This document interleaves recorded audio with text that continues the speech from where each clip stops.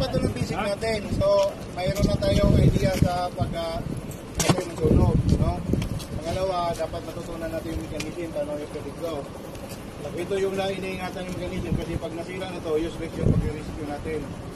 Una-una, pag nasunog ang part lock, ibig sabihin yan, walang kwenta yung rescue natin.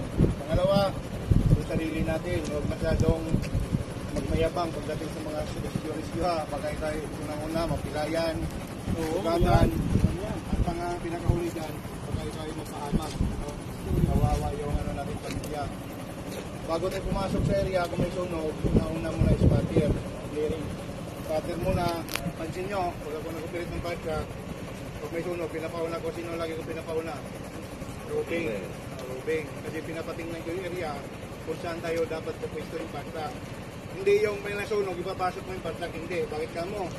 Pwede ipasok mo yung part lock sa kanto,